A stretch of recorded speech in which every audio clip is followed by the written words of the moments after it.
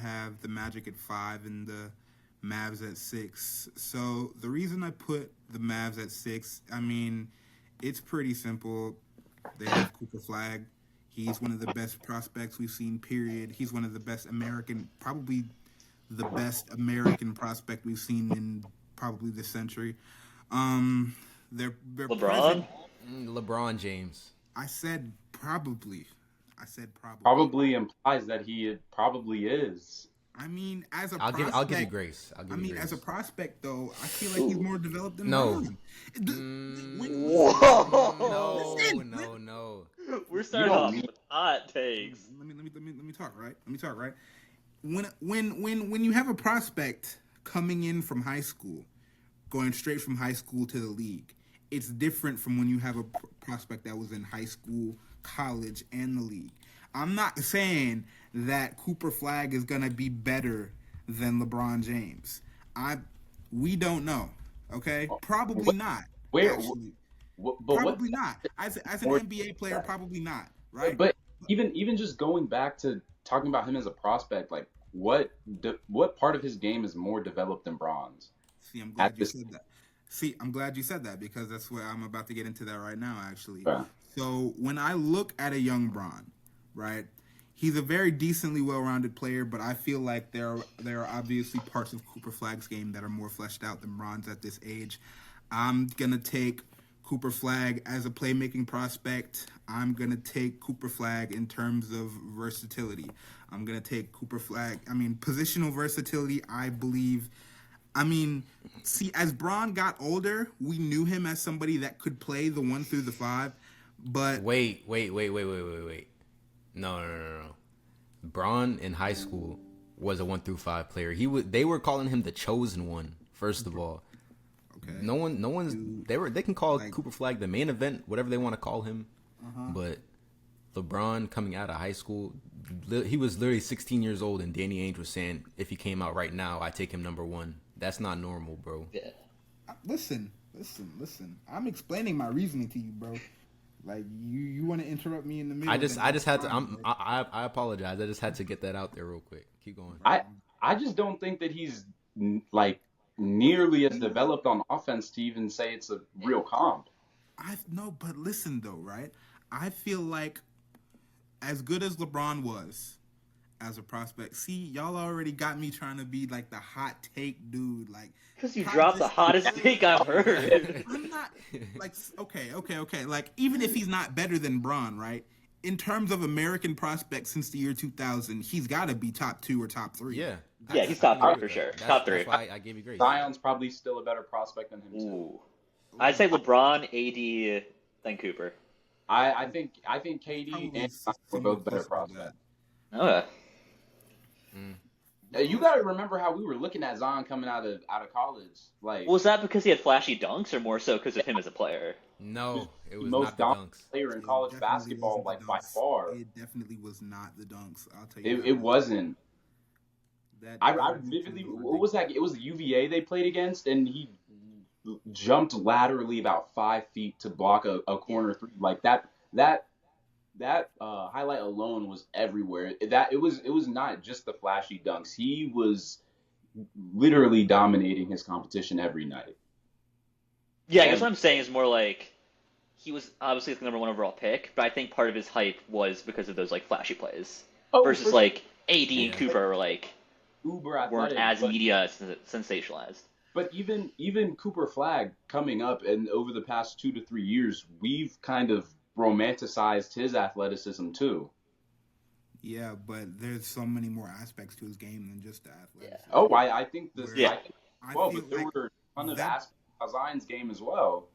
Yeah, that's why. I mean, that's part of the reason why I have Cooper up there with like Bron in them because like I'm not saying it's bad to have him up there. I'm saying to say he's top 2 might be a bit of a stretch.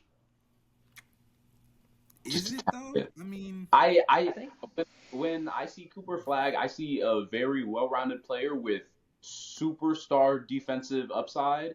But at the moment, his offensive game just isn't completely there, especially coming from someone who can handle the ball and get you a bucket. He's not going to do that. his three ball this past year was not there. Like, we know fundamentally it looks good, and it probably will end up panning out in the future.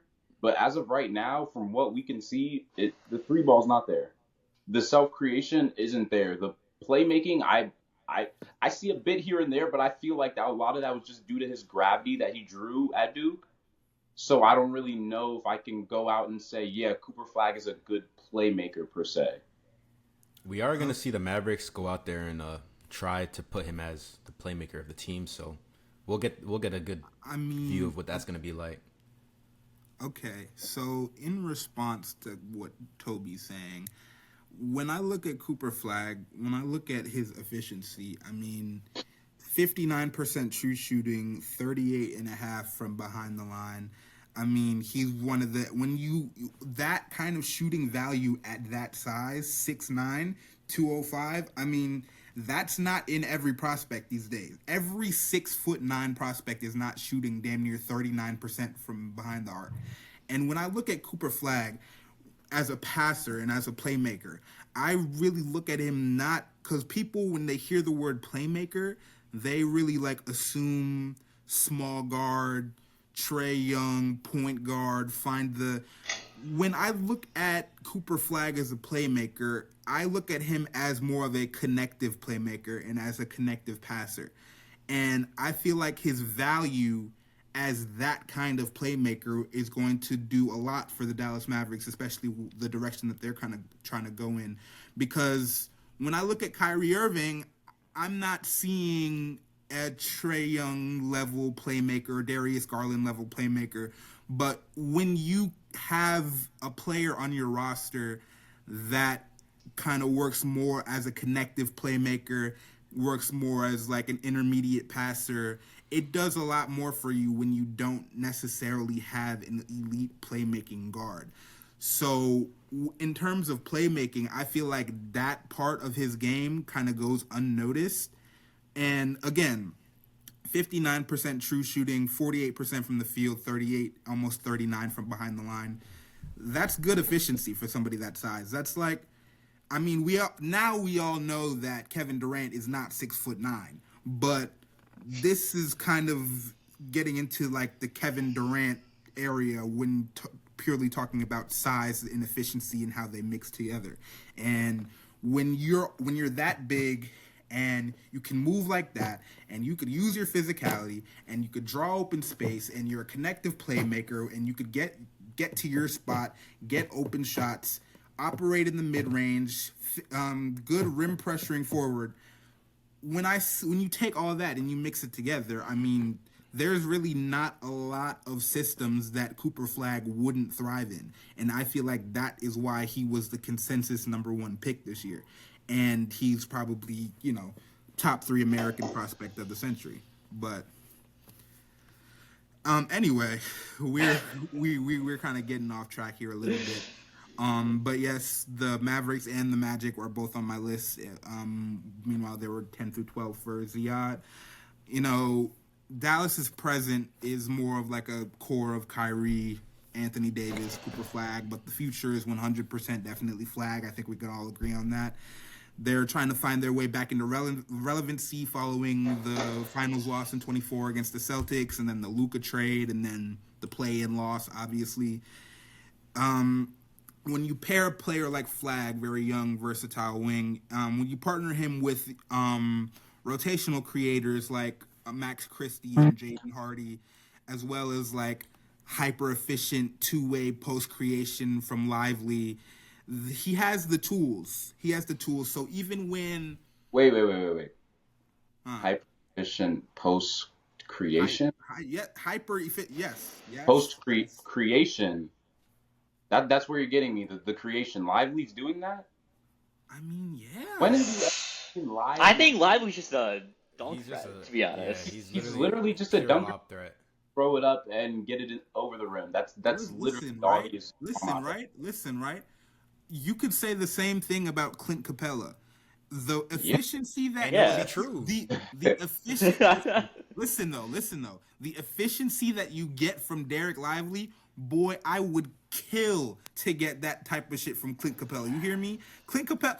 Clint Capella can be standing 3 foot away from the hoop and put up a layup, and the shit will miss.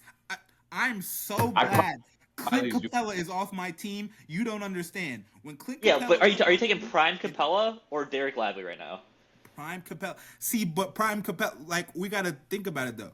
Because Derek Lively at his best so far played with 24 Luka, and peak Capella played with peak James Harden. So we really have to take the situation into, when I think about... What do you mean by we have to take the situation into account as if Luka wasn't some amazing playmaker in 2024? I'm not saying anything about Luka. I didn't say... I'm not, leaning either way yet. I haven't even made an opinion that between the two. But when I think about finishers, when I think about efficiency, I think about the fact that Lively clearly has a better touch around the rim than Capella. Capella's a great player, great finisher, great pick and roll threat, but I feel like with this kind of efficiency from Lively, and he's averaging 8 points and 7 rebounds a game, and 70% from the field, 73% for his career. I feel like the sky is the limit for Derek Lively. I feel like the rim is the limit. Derek Lively. The rim is the limit. Yeah. He needs a good playmaker to be good. Like he can't score on his own. He needs a Kyrie, or maybe Luka. He's really good with Kyrie. Maybe how many centers is it there? The rim is the limit for them. When I'm looking at purely just a pick and roll threat, low post threat, rim threat, finisher, etc. My thing with Derek Lively is the efficiency. It's not that Derek Lively can't produce outside the. I feel like if Derek Lively's developed right, if they do what needs to be done with his usage, take that, right, and you mix it with the fact that he's already efficient to this level, 73% for his career. If you develop Derek Lively right, or even if you just put him with the right playmakers, this is where the Cooper Flagg comes back into conversation. If you can combine him, if you could put him in the right lineups, then who knows what you could get from Derek Lively. Sure, it's just around the rim playmaker, whatever, right? Around the rim scoring, dunking, whatever, finishing, whatever, right? If that's all you can get from him, fine. But again, like I said, you got some players like Clint Capella who can't finish around the rim at all, have no rim bag at all, no touch, Like, that is stuff that Lively really have that. Like, I think what you can get out of Lively if you fully develop him is a prime Clint Capella. Because in my opinion, Clint Capella was never all that good. He was never a very good center. He was just surrounded with James Harden. He had one of the best playmakers ever. He had Chris Paul for a second. They had playmakers set up for Clint Capella to succeed. So then when he moved to Atlanta and all he had was Trey, and it's him and Trey trying to connect, and there's really no offense creation outside of that, then it's like, okay, now we can see Clint Capella's really not all that good. And I feel like we're going to kind of have that tide turn with Derek Lively in the next 2 to 3 years, where we start to see, okay, is this guy going to develop? And then we're kind of seeing the same thing we saw out of him in those 2024 playoffs. And it's just a constant cycle of, okay, Derek Lively's going to get some more touch. We don't know that. We've never seen Derek Lively really have touch around the rim. Going back to high school, like, Derek Lively has never been a guy I would give the ball in the post and say, go make a shot. There's never been a time in his career where he's been able to do that. It's always been here, go up and get the ball and put it in the hoop.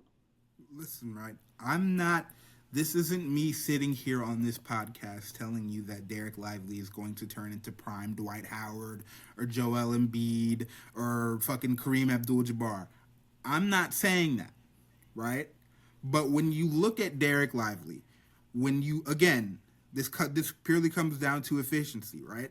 Derek Lively for his career right now, 71% true shooting to Capella's career. That's 61% true shooting. Capella never shot that well in his life. Okay? And when you have playmakers at the tier of Harden and at the tier of Luka, and what they can do to create and the kind of gravity they draw in and the type of playmaking that they do and the type of open opportunities that they can get you, 71% and 61% is a big difference. And I'm not telling you Derek Lively is going to be some kind of Dwight Howard player. I'm not saying that. But for what he's worth and given his efficiency as a player, I don't have any reason to doubt him outside of his role. Would he be the starting center on a championship team? Probably not. I mean, he almost was. But you have to take the fact that he was playing with Luka into account. If he can have like a playmaker setting him up, getting him his looks, getting him to his spot, leading him to different spots on the court to where he could be useful, then like I said, I said sky's the limit. Y'all say rim's the limit. So hey, rim is the limit for Derek Lively. That's all I'm gonna say about that. But No, sorry, finish your sentence. Okay. We'll move on after this. But yeah, given Lively, Lively, Christie, Jaden Hardy, but the main event obviously is Cooper Flagg, and with Cooper Flagg, I feel like he's kind of a Jason Tatum of sorts, to where you can put him in most lineups and he will be effective, just purely based off malleability. And I feel like when you have a player like that, it kind of makes team building a little easier. So I feel like this young core for the Mavs, that's why they're at my 6, because of Cooper Flagg and what he can bring to your team. Now at my 5, I know I don't want to take too long, but at my 5, I have the